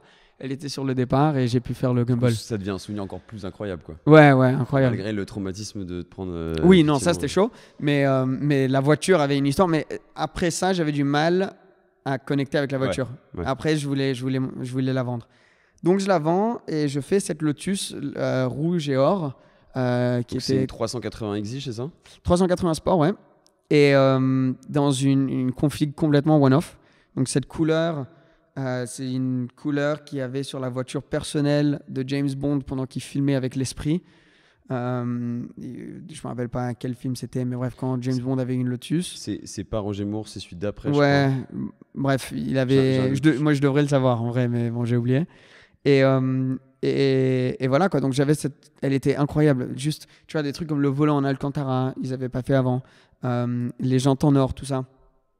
J'ai adoré cette voiture. Elle a été signée par tout le monde qui avait bossé dessus. Le CEO de Lotus avait signé la voiture. Elle était incroyable. Et c'était vraiment la première voiture où j'avais genre des sentiments limite pour la voiture. Tu vois, c'était mon bébé quoi. Et ça a encore été un coup de pouce sur YouTube. Et voilà, si tu veux, je peux faire tout un peu l'historique automobile. Ouais, bah, je sais pas comment tu... Après, t'en as eu des sacrés, parce que je me souviens que celle-là, tu vois, moi, elle m'a marqué aussi quand j'étais plus jeune et que je regardais les vidéos. Mais là, en fait, t'arrives, je crois, à cette période-là aussi, à un souci, c'est-à-dire que... Donc, est-ce que c'est à ce moment-là que tu déménages au Royaume-Uni? Oui. Juste après, ouais. Juste après? Juste après que je vende la T'as Lotus. 200 000 abonnés, quelque chose comme ça? Ouais, quelque chose comme ça. Ouais. Donc ça tourne, t'as une agence qui te gère, Mm. tu gères plus tout toi en solo. Ouais. Cette période anglaise, qu'est-ce qui se passe? Donc t'as d'autres voitures? Ouais, donc j'ai d'autres voitures. Donc la période anglaise, là c'est où, ouais, donc j'étais avec une agence. J'avais un peu perdu. Ça faisait maintenant très longtemps que je faisais des vidéos. Je commençais à faire des vidéos plus juste parce que tous les autres gens, enfin tu vois, il y a d'autres gens maintenant qui sont dedans, qui veulent un morceau du gâteau un petit peu. Et donc tu t'es plus forcé à faire les vidéos et tu perds ta créativité parce que tu fais les vidéos limite plus parce que si tu les fais pas, ben, l'agent qui vient d'avoir un bébé, tu vas pas avoir... T'as l'impression que c'était comment? En fait, c'était une obligation, une espèce de Ouais. commande, quoi. Ouais, donc... et voilà, c'est pas... Personne se faisait des fortunes, mais il y avait des gens qui comptaient un peu dessus. Et donc, il y a ce côté de pression aussi, où maintenant, je faisais plus une vidéo tous les jours parce que je me levais tous les matins et j'avais envie de faire une vidéo. Je faisais une vidéo tous les jours parce que j'avais l'impression que je devais faire une vidéo tous les jours. T'avais l'impression que ça redevenait un job alimentaire et c'était plus la Voilà. passion. Ouais. C'était cool à Londres, mais je suis parti justement un peu à cause de cette mentalité un peu. J'ai acheté plusieurs voitures. J'ai eu donc une R8 V10 Plus. Incroyable. En manuel en plus. En manuel. Fou. Avant ça, même, j'avais l'Alpine, la 110, première édition. On a parlé en off parce qu'on est venu avec une Alpine A 110. Qui est magnifique. La tienne est plus belle que celle que j'avais moi, je dois avouer. J'avais une Kia en voiture de prêt. C'était quoi? C'était comment elle s'appelait? La Stinger? La Stinger GTS top, cette voiture. Je comprends pas pourquoi elle est pas plus populaire. Parce qu'elle avait une sacrée gueule. Ouais. Je crois que t'avais un bon moteur. T'avais un bon moteur, elle faisait zéro bruit. Ouais. Mais top, moi je l'ai adoré. Super. Elle était gratuite, donc encore mieux. On avait fait un covering sympa dessus. Et après, pendant une vidéo, j'ai fait un pari avec mes abonnés. À cette période-là, je venais de commencer ma chaîne française. Et j'adorais ma chaîne française parce qu'il y avait aucune des pressions dont je viens de te parler avec la chaîne anglaise. Attends, comment s'est lancée la chaîne française justement? Parce que la chaîne anglaise, finalement, t'en as plus vraiment le contrôle total. Oui, enfin j'ai le contrôle total, mais on est plusieurs derrière à gérer. Donc ouais, j'ai peut-être pas le contrôle à 100%. J'ai l'impression de le faire tout autant pour d'autres que pour moi, quoi. Et après la chaîne française, en fait, c'est parce que je commençais à voir que j'avais plusieurs abonnés qui étaient français. Salomondrine, tu vois, Bien qui sûr. c'est? J'étais américain, ouais. Ouais, j'étais chez lui et lui il commençait à faire des vidéos en espagnol. Et il me fait, mais mec, tu parles français, fais des vidéos en français, c'est trop bien, etc. Donc tu étais aux États-Unis quand tu as eu l'idée? Ouais, j'étais aux États-Unis. Là, la vidéo est toujours en ligne. Si tu vas sur ma chaîne française, le premier vlog, c'est à LA. Et je me suis dit, tu sais quoi, pourquoi pas? Peut-être ça va me redonner un petit peu cette passion pour le faire, ça va être un nouveau truc. Et j'ai commencé la chaîne française et ça a marché. Ça a marché pour moi directement. C'était plus ça qui m'intéressait. C'était pas trop pour les vues, les trucs, nanana. C'était plus au mode ok, c'est quelque chose de nouveau pour moi. Ça fait maintenant 3-4 ans que je fais la même chose tous les jours. Ça me donne un nouveau challenge. Maintenant, on filme 2 vidéos tous les jours. Ça commence à faire beaucoup. Il y avait ce côté un peu bizarre avec Cole, qui était mon monteur anglais à la période, mais qui parlait pas français. Et du coup, on a eu l'idée, on a fait, mais ça peut être drôle, on te fait un caractère où tu parles pas français et ça va être un peu la vanne du truc. C'était le running gag, quoi. C'était le running gag. Et donc, on commence la chaîne française et ça, pour moi, c'était top parce que j'avais plus l'impression de faire mes vidéos pour d'autres, quoi. Je faisais mes vidéos, je filmais ce que je voulais quand je voulais. Il n'y avait pas de sponsor, il y avait pas, tu vois, c'était naturel et c'était trop bien. Trop bien. T'as retrouvé cette espèce de liberté totale, quoi. Ouais. Et donc, à un moment, je me dis, tiens, je vais faire une petite dinguerie. À cette période-là, je crois que la chaîne, on l'avait commencé 1 mois avant ou 2 mois avant. On avait peut-être 20 000 abonnés sur la chaîne. Et je dis, si la vidéo a 20 000 commentaires, un truc du genre, et 30 000 likes, j'achète une des caisses dont on avait parlé dans la vidéo. Mais une chaîne à 20 000 abonnés, tu vas jamais faire 30 000 likes. Enfin, ça va pas se passer. On les a fait. Donc, d'une manière trop cool, d'une autre manière, mince, je dois aller acheter une voiture maintenant. Et donc, j'ai acheté une vente aux enchères. Même ça, c'était drôle. J'étais on m'avait prêté une 720S Spider et j'allais à un tournage avec Top Gear France. On est au milieu, on allait au circuit et leur circuit, il est un peu perdu. il y avait une vente aux enchères de l'AR8 parfaite. Je voulais pas la toute dernière boîte double embrayage, je voulais une Manu V10, genre la vraie R8. Très rare. En Angleterre, il y en avait 9, 2 accidentés. T'en as 7. Donc d'en avoir une, c'est très difficile. Il y en a une qui arrive, vente aux enchères, grise, magnifique, config de dingue. Une vente en ligne. Donc moi je me dis, c'est bon, je vais miser dessus. Je me rappelle plus combien elle vendait, mais je crois qu'elle avait une valeur estimée à 80 000. Et je m'étais fixé un budget fixe à 63 000 livres. Je vais jamais l'avoir, la voiture. Impossible. Donc, on est dans cette forêt. Les gens commencent à miser 40 000, 45 000, nanana, en 4G, tu vois, dans la voiture. Ouais. Et ça coupe. Plus de 4G. Milieu de la forêt. Mince. Ok, on arrive finalement à l'hôtel. Il reste genre 3 minutes sur la vente aux enchères. Je rentre, il y a toute l'équipe de Top Gear qui nous attendait au truc. Et je voulais pas être impoli. Mais je rentre, je dis, les gars, je suis vraiment désolé. Je vais dire bonjour à tout le monde dans 5 minutes. Juste, je dois miser sur une voiture maintenant, sinon je vais plus avoir l'opportunité d'acheter ça. Je me fous dans un coin, j'ouvre l'ordi, il reste genre 1 minute 30 du truc. Et je vois que c'est à 62 000. Incroyable, elle ne va pas vendre pour les 80 000, elle va vendre pour moi, donc ça va être une super affaire. Donc je mets 62 500, quelqu'un met 63 000, je me dis ok, je mets 63 500 et c'est fini. Parce que sinon je vais continuer, bam, j'ai misé, rien. Qu'est-ce qui s'est passé? 2 minutes plus tard, je reçois un email, congratulations, vous avez acheté votre Audi R8. Et d'un coup, pas regret total, mais d'un coup tu es en mode oh non putain, qu'est-ce que j'ai fait? Genre maintenant je dois vraiment le faire. Tu sais que t'es pas à l'abri que le mec qui était en face, le bideur qui était en face de toi, il soit passé par une forêt aussi, qu'il ait eu une coupure. Ouais, Parce que c'est fou qu'à 63 500, elle n'ait pas été débattue plus que ça, quoi. Ouais. Et c'était vraiment c'était un bon coup. J'ai pu bien la vendre ensuite. Et j'ai. T'as dû te régaler avec cette caisse. Quoi? T'as dû te régaler avec cette caisse. Oh, incroyable. Boîte Manu V10. C'est une voiture où je me dis peut-être qu'un jour je regretterai de l'avoir vendue parce que tellement rare, peut-être qu'elle va monter en prix. Mais tu peux pas vivre en regret. Elle était en conduite à droite, je vivais plus en Angleterre, j'étais obligé de la vendre, quoi.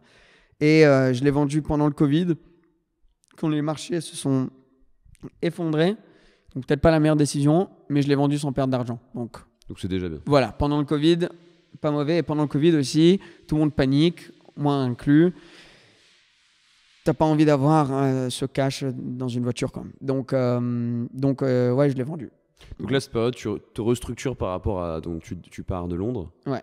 Tu te restructures entre Monaco pour on va dire, y vivre, et Genève vraiment pour le côté back-office. Ben non, en vrai, plus limite l'inverse. Plus je vis à Genève, mais je vais faire mes tournages à Monaco. Okay. Et ça, c'est un truc, je pense, que pareil, c'est plus facile d'en parler en podcast, mais qu'on voit pas trop. C'est tout ce que je poste, c'est souvent à Monaco. Mais le back-office, c'est à Genève. Donc à Genève, je ne connais pas grand monde. J'ai ma famille qui est ici. Et j'aime bien ça parce que ça me permet vraiment de m'enfermer et de bosser. Et j'aime avoir un endroit où je peux aller et vraiment être focus sur mon travail, quelle que soit la zone du travail, mais aucune distraction. Après, je vais à Monaco et je vais tourner pendant 1 semaine non-stop. Je vais prendre...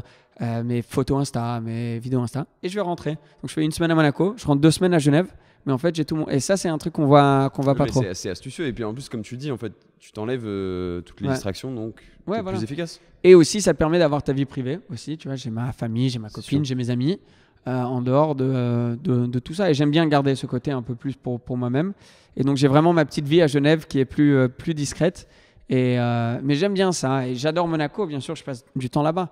Mais je suis plus à Genève. On parlait de ta maman tout à l'heure. Oui. Tu as vendu la R8. Ouais. Et là, il est temps de la remplacer. Même pas, non, parce que j'ai acheté je sais que tu parles de la Ferrari là. Ouais. J'ai acheté la Ferrari juste après la R8, en vrai. J'avais les deux en même temps. Tu avais les deux en même temps, mais tu as vendu la R8. Ouais. Après, j'ai commencé à rouler plus avec la Ferrari. Mais la Ferrari, donc les choses commençaient à bien marcher. On parle d'une 430 Scuderia. Voilà. YouTube commençait à prendre.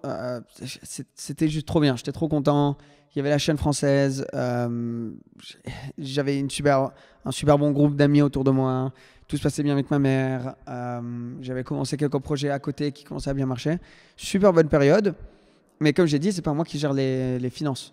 Donc je savais que les choses se passaient assez bien, mais sans plus, quoi. Je vais tester une Ferrari. Un pote a une Ferrari. On fait une vidéo dessus. Et j'appelle ma mère. Je dis, maman, cette voiture, incroyable, c'est vraiment un rêve et tout. Mais innocently, je sais pas comment on dit. Oui, innocemment. Ouais, voilà, sans trop y penser. Juste comme on fait après tous les tournages. Elle me dit, alors ça s'est bien passé, la voiture était cool et tout. Et ouais, franchement, c'est une de mes voitures de rêve, je l'adore. Elle me fait, ah ouais, bah, elle est à vendre. Je fais, bah oui, bah, justement, c'est pour ça que je l'ai filmée, parce qu'elle est à vendre. Pour peut-être que quelqu'un l'achètera après la vidéo. Elle est à vendre à combien? Je lui ai dit le prix. Et moi, je suis en mode, mais pourquoi? Enfin, pourquoi tu me demandes ça? Il fait, écoute, est-ce que tu la veux? Bon, au début, je suis en mode, mais quoi? Non, maman, calme-toi, tu vas pas me faire un cadeau, tu vas pas m'offrir une Ferrari, tu vois. Et elle m'a fait, non, je vais pas t'offrir une Ferrari, mais peut-être tu peux t'offrir toi une Ferrari. J'ai dit, ah ouais? Genre, sérieux? Elle me fait, ouais, il faut que je check les trucs, mais je pense que que tu peux. Enfin, là, ça fait pas mal de temps, tu bosses beaucoup, je sais que c'est ta voiture de rêve, tu devrais te récompenser. Et c'était mon anniversaire, c'était une semaine plus tard. Donc elle me dit, écoute, je te confirme ça demain, je vais appeler le comptable, on va discuter et tout. Et si ça marche, essaye de la négocier à ce prix-là. Et voilà quoi. Donc bref, j'ai eu le feu vert. Donc comme un gosse, tu sais, je descends au concessionnaire, j'arrive comme ça. Et je lui ai dit, écoute, j'ai un acheteur pour ta voiture. Il fait qui? C'est moi. C'est moi qui vais t'acheter la voiture. Trop content. Et bref, je l'ai acheté le 23 novembre et mon anniversaire, c'est le 22. Donc, meilleur cadeau d'anniversaire, quoi. Donc, ça, c'était. Tu l'achètes à un pote. On parle de. Je l'achète à un pote et c'était ma config de rêve. Enfin, ouais. Un rêve complet. C'était quand j'étais à cette école au Pays de Galles, sur le mur, j'avais une R8, une 430 Scuderia, une Aventador et une Pagani. Et donc. Il en reste 2 à faire sur la liste. Ouais, voilà, c'est ça le truc. Ça devient de plus en plus difficile. Mais ça, c'était exceptionnel et je trouve que c'est aussi important. L'histoire, enfin moi, la leçon que j'ai appris là-dedans, c'est important aussi de te récompenser de temps en temps. C'est sûr, c'était pas peut-être la meilleure décision financière, j'aurais pu faire d'autres choses avec, etc.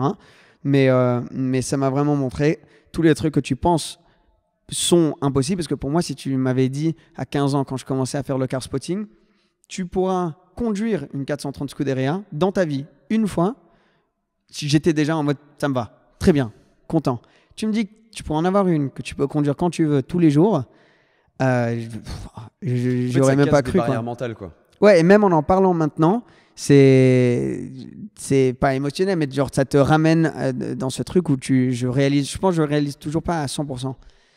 Et de voir cette voiture, ça m'a vraiment limite motivé encore plus en me disant, si tu as pu faire ça, maintenant, à 23 ans, j'avais, entre 15 ans et 23 ans, 8 ans, pense à ce que tu pourras faire dans les prochaines 8 années. Donc ça, c'est vraiment, moi je l'ai pris plus comme une motivation de dingue, et je voyais ça comme un objet que j'adore, mais un objet aussi de récompense. Et c'est pour ça que si on peut se le permettre, je trouve que c'est important aussi de temps en temps de faire ça, et de pas toujours être sur le côté trop responsable. Ouais, bien sûr. Donc ça, c'était il y a 2 ans que tu as acheté cette voiture. Entre-temps, on sait tous que YouTube, les vues ont baissé, etc. Ouais. Donc, il y a eu un vrai besoin pour ceux qui ne l'avaient pas encore fait de se diversifier dans les activités. C'est ce que tu as fait, finalement. Ouais, ben, Covid, il fallait se diversifier. Quand je parlais... Donc, j'ai eu cette chance à travers YouTube de rencontrer des collectionneurs. Des gens qui avaient pas mal de voitures et du coup, qui avaient eu du succès au niveau business. Et je voyais qu'il y avait tout le temps, donc ceux qui avaient une manière d'entrée d'argent consistante tous les mois, ça allait rentrer. Il y en avait qui avaient de l'argent qui rentrait genre énormément d'un coup, après mois après. Donc par exemple, ton avocat, c'est le gars, ça rentre tous les mois. Il a un job, voilà. C'est très, très régulier. Ouais. Très régulier. Athlète, lui, il sait qu'il va grave bien gagner pendant 10 ans. Il va peut-être gagner pendant 2 ans beaucoup, 2 ans moins, ça monte, ça descend. YouTuber aussi. Et investisseur. Tu vois, un de mes meilleurs amis, c'était un des premiers investisseurs, enfin un de mes meilleurs amis, un bon ami, qui a une 2.7 RS comme celle derrière là. Ouais. Lui, un des investisseurs. On montrera dans le vlog, on montrera un petit peu tout ouais, voilà. C'est incroyable. Lui, il a investi, c'était un des premiers investisseurs dans Facebook, dans Twitter, donc le gars, ça a grave bien marché, mais investissement long terme. Et je voyais ça comme 3 types de structures différentes. Mais pourquoi pas essayer de faire tous les 3 pour te couvrir un petit peu de n'importe quelle tempête qui pourrait arriver. Donc, investissement long terme, type tech. Donc, j'ai commencé une société qui était plus là-dedans, donc start-up, avec les amis d'université. Bam, tu as ton truc long terme. Un jour, le truc a monté. Un jour, si tu en as vraiment besoin, tu sors tes shares. Ça peut être même des trucs, bon, c'est beaucoup plus risqué, mais investissement crypto, des trucs comme ça. Ça, c'est ton truc long terme. Ton truc qui fluctue, mais qui peut avoir des entrées hautes de temps en temps, YouTube. Super. Il manquait, pour avoir les 3 structures, quelque chose de régulier, tous les mois. Du physique peut-être plus aussi. Ouais, mais plus quelque chose de régulier. Quelque chose où tu as envie de prendre un crédit. Tu peux prendre un crédit. Tu as envie d'acheter une voiture, souvent tu as besoin d'avoir un crédit. Tu as envie d'acheter une maison, tu as besoin d'un crédit. J'avais pas ça. Donc là, j'ai commencé une agence de marketing, quoi. On a nos clients qui sont sur des contrats 6, 12, 24 mois, qui payent tous les mois. Et donc c'était une manière d'avoir 3 types de rentrées d'argent pour pouvoir me couvrir dans tout type de trucs. Donc, tu faisais quoi? Tu faisais du community management? Ouais, voilà. Donc, que ce soit pour des gens à titre personnel, donc des athlètes surtout. Oui, tu m'as donné un nom d'ailleurs qui n'est plus un client, mais que vous avez Wawrinka, joueur de tennis. Il y a eu Yannick Sinner. Il y a eu voilà, beaucoup dans le tennis au début. Du fait du réseau familial, j'imagine. Même pas en vrai au début. Parce que moi aussi, je m'étais dit ça, parce que quand j'y pense maintenant, je me dis, ouais, peut-être que le fait de l'ATP et tout, mais même pas, et c'était drôle parce que je me trouvais dans des situations où, par exemple, un de mes clients négociait maintenant avec mon père, mais moi, j'étais du côté du client, où tu dois négocier pour, on va leur amener tant de vues, le prix doit augmenter, quoi, pour le sponsoring. Donc, on s'est trouvé dans des situations un peu bizarres comme ça, mais non, c'était à travers une agence avec laquelle j'ai signé maintenant, je connaissais quelqu'un qui gérait les comptes de joueurs de tennis et lui m'a demandé de gérer. Donc en fait, c'était plus à travers YouTube que c'est venu, mais c'est un peu une coïncidence que c'est dans le tennis, quoi. Et voilà, quoi. Donc j'ai commencé ces trucs différents. Maintenant, une marque de shoes. Oui, ça, tu l'as lancé quand il y a 1 an maintenant? Non, je dirais je crois il y a 8 mois. 8 mois. Bon, moi, ça doit faire 1 an et demi que je bosse dessus, mais on l'a lancé il y a 8 mois. Et ça, c'est super cool. Et c'est intéressant, tu sais, parce ouais, je sais pas combien de détails je devrais rentrer dedans, mais j'ai mes chaussures. Mais le concept aussi, c'est le moteur derrière, c'est aussi l'agence. Et ce qu'on fait, c'est on vend le concept des chaussures à d'autres influenceurs aussi. Donc, moi, c'est un type de case study aussi avec mes chaussures que j'adore et qu'on a mis parce que c'est une super bonne qualité, qu'on a pu mettre un prix intéressant pour les clients et les abonnés. Et pour moi, c'est trop un kiff de pouvoir donner quelque chose de tangible à mes abonnés. Mais aussi, le business model derrière, c'est plus à travers mon agence qu'à travers les ventes de mes chaussures elles-mêmes. Donc maintenant, en fait, on est devenu plus un supplier pour d'autres gens au niveau des chaussures. C'est un cercle vertueux que tu crées entre les différents pôles. Voilà, mais ça, c'est pas sur YouTube. Enfin, j'en parle pas trop sur YouTube. Mais c'est plus l'idée derrière les chaussures, quoi. Et au niveau des voitures? Ouais, Turbo S. Je crois que c'est la seule qui manque, quoi. Qui nous manque à la liste, je pense, ouais. Ouais, que j'ai acheté ici. Ouais, c'est vrai que tu l'avais acheté ici. Ouais, je l'ai acheté. La première fois que je l'ai vu, c'était sur le toit d'ici, de cet immeuble. Donc en fait, Turbo S, j'ai toujours adoré. J'ai toujours adoré Porsche. Mon père a toujours adoré Porsche. Et donc, mon grand-père, pas celui dont je parlais avant, quand mon père avait 11-12 ans, il avait une vieille Porsche qu'il a accidentée. Et donc, moi, en grandissant, mon père s'y connaissait en voiture, mais sans plus. Mais il me disait tout le temps, les 911, c'est le truc, tu vois. C'est la caisse de dingue. Donc, j'ai toujours eu un peu ce côté. De plus en plus, j'en conduisais, j'adorais. Et la Turbo S, c'était la voiture à tout faire. Je la trouve super belle. Donc, pendant 6 mois, j'en cherchais une, mais j'avais une config hyper particulière que je voulais. Donc, je voulais le HeroKit, je voulais du carbone, je voulais le système Burmeister, je voulais le toit panoramique, Alcantara à l'intérieur. Tu voulais full, quoi. Ouais, en gros, je la voulais full, mais surtout, des fois, quand elles sont full, c'est dans des configs un peu chelous. T'as extérieur orange, intérieur bleu, mais elle est full. Tu dis oui, ok, super, mais bon, voilà. Donc là, Thibaut, qui est ici, je lui avais donné un petit peu tout ce que je voulais. Et je suis au téléphone avec lui, et il est en train de regarder. Il dit, ah, mais il y en a une qui est rentrée aujourd'hui, qu'on n'a pas encore mis sur le site, etc. Il commence à me lister la config. Incroyable, tu vois. Donc je lui ai dit, écoute, je suis à Genève, j'arrive, je suis là dans une demi-heure, je viens voir la voiture. Je suis venu là sur le toit. 1 heure plus tard, on avait signé sur la casse. Donc ça s'est fait d'un coup, un peu un coup de tête, mais un des meilleurs coups de tête parce que j'adore. Ce qui est beau quand même, parce que tu veux rentrer dans la famille 1911 et tu rentres par la grande porte, quoi. Ouais, et surtout ce côté père-fils, c'était un rêve. Genre le premier truc. Donc je l'ai acheté, je suis rentré. Mon père est rentré du boulot. C'est ce qui s'est passé aujourd'hui. Bref. Et après, je suis venu ici. Mon beau-frère, maintenant, c'est un énorme fan de Porsche. Donc, je l'ai ramené avec moi. De faire ça ensemble avec lui, c'est mon meilleur pote maintenant aussi. Donc, de faire ça ensemble, c'était cool. Et première chose, je l'ai ramené là à la maison à Genève. Et on a fait un tour avec mon père. Et ça, c'était exceptionnel. Parce que lui, qui me parlait tout le temps de 911, là, on a pris 911. Et des fois, quand il veut, lui, il la prend, il roule avec. Donc, ça, c'est trop cool, quoi. Donc, ouais, j'aime beaucoup cette voiture. Donc là, maintenant, concrètement, tu as une voiture de rêve, tu as une belle équipe autour de toi, parce que sur tes différents projets, ça brasse une bonne dizaine de personnes qui travaillent avec toi. Ouais, l'équipe maintenant, ça, c'est la chose dont je suis le plus reconnaissant, je pense. Parce que, ouais, en anglais, on dit « You're only as good as the people you surround yourself with ». Donc, c'est seulement aussi bon que les gens qui t'entourent, quoi.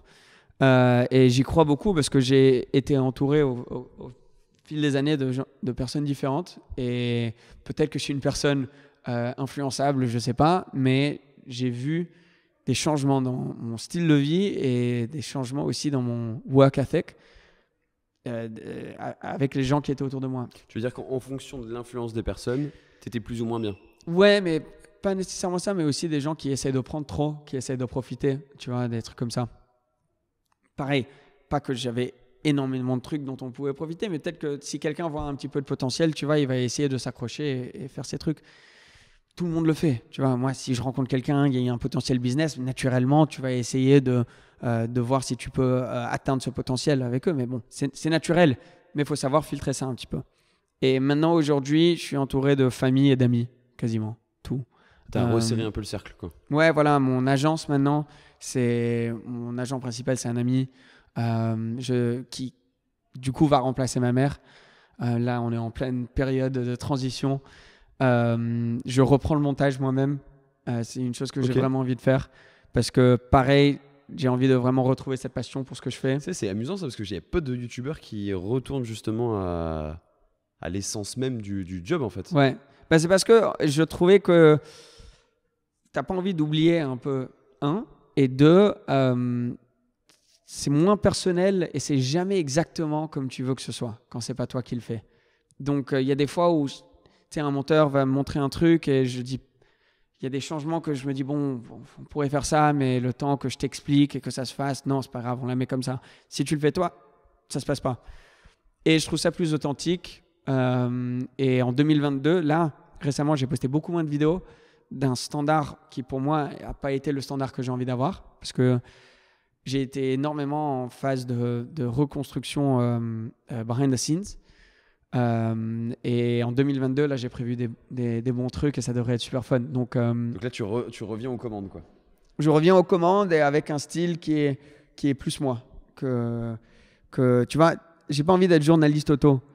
J'ai la chance d'être peut-être un peu plus jeune que d'autres personnes dans ce milieu. J'ai le même âge que mon audience. On est juste entre potes et on veut kiffer, quoi. Et j'ai envie de faire kiffer mon audience. Au bout d'un moment, tu arrives en tout cas, moi, j'ai eu cette réflexion. Je me suis dit, OK, tu as maintenant construit une petite audience. Qu'est-ce que tu vas faire avec?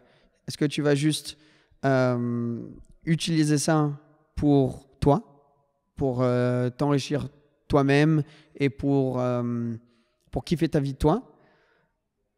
Non. Enfin, genre, c'est quoi comme but, ça? C'est quoi le purpose, tu vois? Donc, certes, c'est bien de pouvoir y vivre, mais j'ai envie que le purpose soit educational. Éducatif. Au niveau des caisses. 2, partage de passion. Et 3, aussi sharing. Donc, cet aspect de Dream, Create, Share. Donc, je me suis fait un petit pacte avec moi-même, par exemple, à chaque fois que je fais un partenariat. J'ai envie de faire un partenariat où je redonne aussi à l'audience. Donc, par exemple, cette marque vient me voir et dit on va te payer tant pour faire une vidéo. Je dis ok, super, donne-moi 1 000 €, ou donne-moi 2 000 €. Je vais mettre 1 000 € que je vais garder moi-même pour vivre et 1 000 €, je vais remettre dans la vidéo. Donc, par exemple, faire un cadeau à un abonné, faire un truc, quelque chose comme ça, et redonner à l'audience. Créer encore plus de haute qualité. Voilà. Et vraiment avoir un purpose qui est plus travaillé que juste on fait des vidéos pour faire des vidéos et s'il y a une pub dessus, il y a une pub dessus, quoi. Faire quelque chose où c'est en mode, ok, si un jour il y a une pub dessus, vous savez que il y a une raison que vous allez kiffer aussi derrière. Et donc ça, je commence plus en 2022. Je le faisais déjà, mais pas tout le temps. Et c'est là où je dis ce côté d'avoir, tu vois, parce qu'après, bien sûr, tu te fais convaincre si un agent ou quelqu'un sait que lui, il va prendre 20% du deal derrière. Il va te convaincre de prendre le maximum, de rentrer le maximum, etc. Mais j'ai plus envie de faire ça. J'ai envie de faire tout ce que je peux pour avoir le meilleur contenu possible, quoi. Donc, une grosse caisse qui vient de démarrer juste à côté, je pense.